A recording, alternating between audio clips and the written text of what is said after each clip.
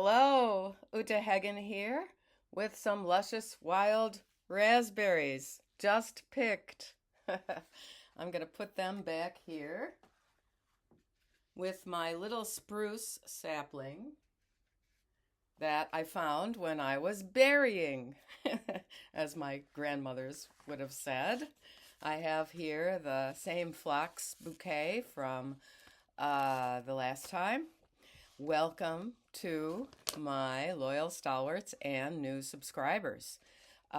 We have almost 214,000 views of my videos and posts since the start of the channel. I think almost 2 years ago. Is that right? Anyway, oh.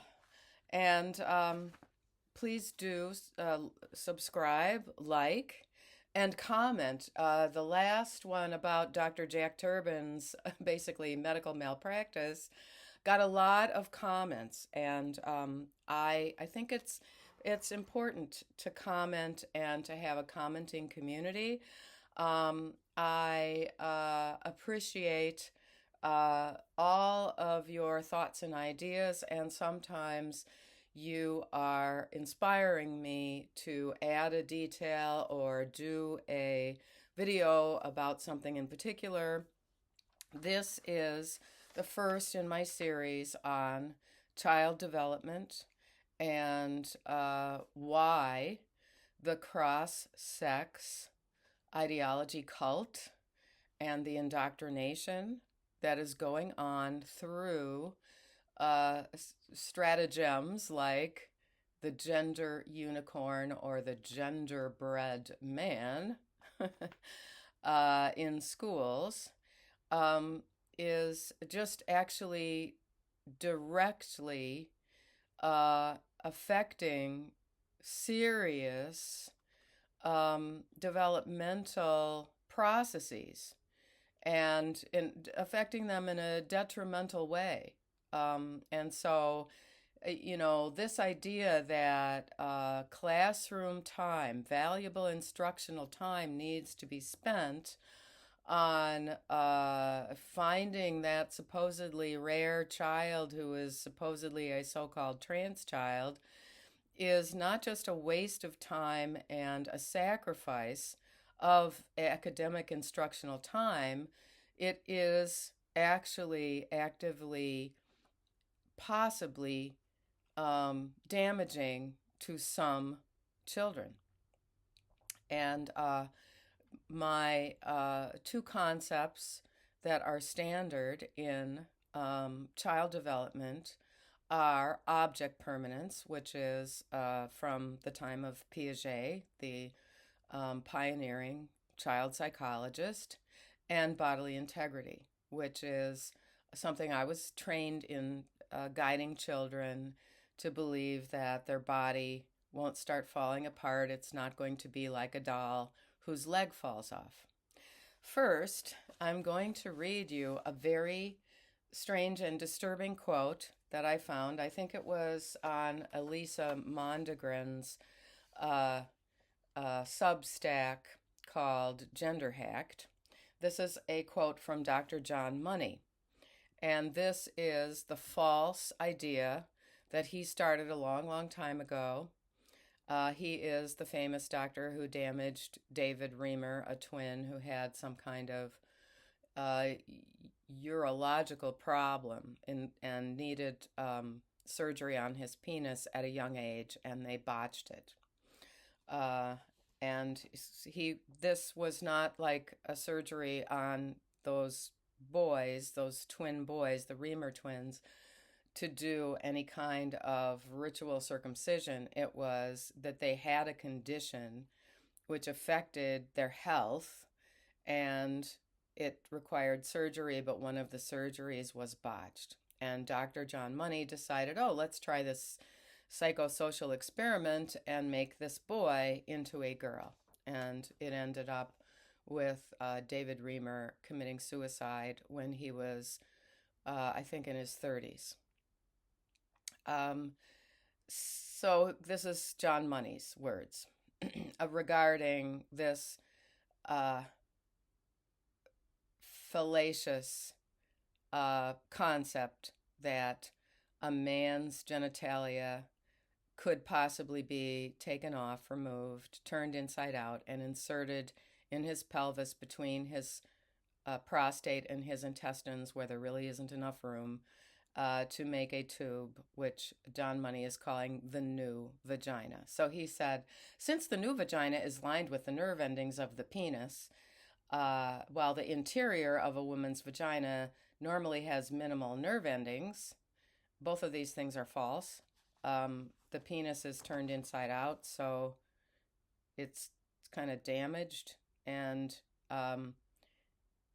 the testosterone that stimulates those nerve endings is not going to be there the way it is in a male who has an intact body. And estrogen is not going to stimulate it the same way as a natal female. See, he says a transsexual's vagina is highly sensitive. I have not heard that from the men who have had this surgery. Mostly they talk about scar neuroma and a lack of feeling, numbness. So, Money was making a lot of claims based on very, very little data. He says transsexuals no longer have the spasmodic sensation that comes from squirting out semen. Why doesn't he say ejaculation? They have instead more of a spreading glow that is very satisfactory indeed. No, and also that is really not an apt description of the female sexual response. Now, from Charlotte Gill, who is kind of a new hero of mine, interviewed recently on Andrew Gold's Heretics YouTube channel. He just posted a short of it, and I got some words that are apparently new in the ideological linguistic capture that is targeting actual science. And these phrases include inclusion health, creative health, more than human approach, social prescribing, and of course, lived experience. So that's something that I look forward to seeing the whole thing when Andrew Gold gets it up on his channel. He also has a Substack, which I haven't checked out, but I think he is really a growing channel and up and coming, and I would love to interview on his channel sometime. So now to the concept of object permanence, which is a developmental stage young children go through, usually around the age of 4. And the idea is if something is gone, they know, or if something is, I shouldn't say it that way, if something is out of sight or not in their immediate environment, it is for the young child who's 2, 3, etc., it is gone. And this is one of the reasons for separation anxiety when, mom or dad drops the young child off at nursery school. Often there's crying and tantruming and various separation anxiety reactions to being dropped off when the adjustment period is just starting and this is just a new routine for the child. That's because they don't have object permanence and they don't understand, where are they? They can't conceptualize and imagine where, my family members are because they're not here with me. And they're developing the language to understand that, and that they'll come back, the child gets picked up, goes back home, the toys are still going to be there, all of those things. Like object permanence is one reason that some very young children really pitch a fit for transitions. And this is the real kind of transitions. I'm so tired of this euphemism of transition. that the cross-sex ideation cult has imposed on us, because transitions are, for young children, a change from one location to the next, or a change in their life, which can be, something like a divorce. Unfortunately, those happen when children are very young. Um, and a lot of times anger will be, brought up when there's a transition that a child isn't feeling accommodating about. And I've seen it over the course of the pre-K year, when a child was 3 turning 4, just developing the object permanence, talking about what family members are doing when they are somewhere else, just it clicks. Now, the problem with introducing the idea that you might be born in the wrong body to a child who is just developing object permanence is that you're telling them that there is no permanence. Something as concrete as your body is not necessarily permanent. And this is anxiety producing and stressful for a child, and inappropriate. It should not be brought up. This whole thing, this whole very strange concept of the oppression of the cross-sex ideating, psychiatrically ill individuals in the world needing to be found as children are those concepts are completely opposite or contradictory to healthy raising of children, to healthy development. And so this is just inappropriate, and it's unhealthy, and that's why I see it as dangerous in the schools. And it's to such a point that I really want to give parents the tools to both discuss it with adults and to help their child not to be brainwashed with this. And I never thought, as a retired, very committed,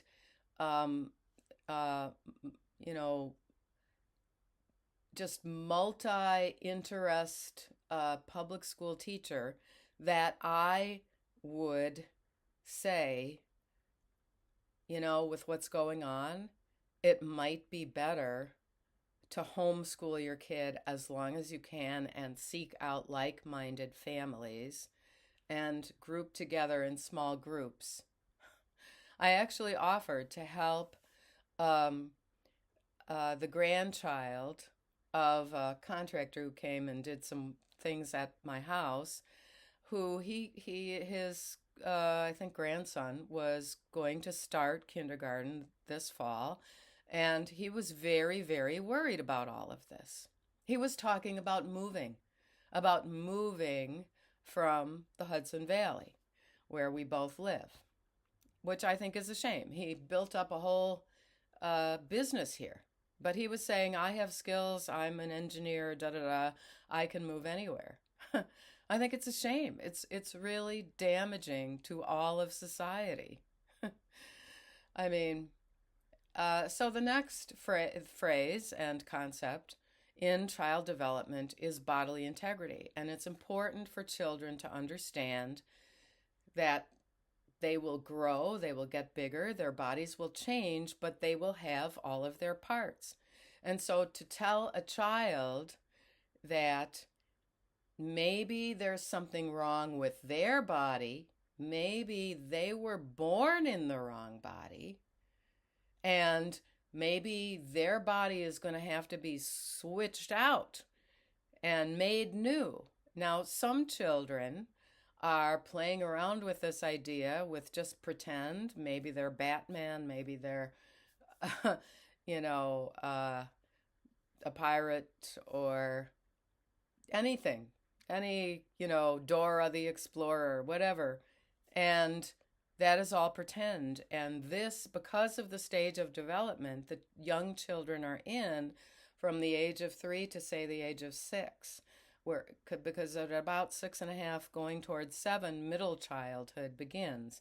And all of these concepts of object permanence, bodily integrity, and some kind of sense of self-worth are already firm, and then the academic work of middle childhood and all of the emotional and social development can happen. Now, if a child finds out that they can get all the attention by demanding a new name and finding a new personality, then they're going to turn into a little tyrant narcissist. And you want a classroom full of narcissists? No wonder the math scores are going down.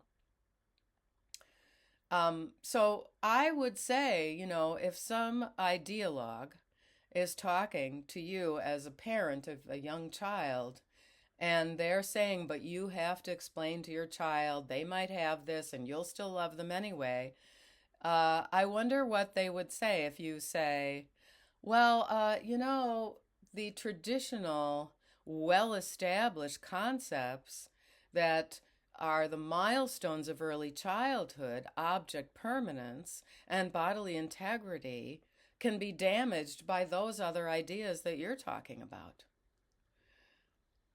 Maybe those people will realize they are operating on a false premise.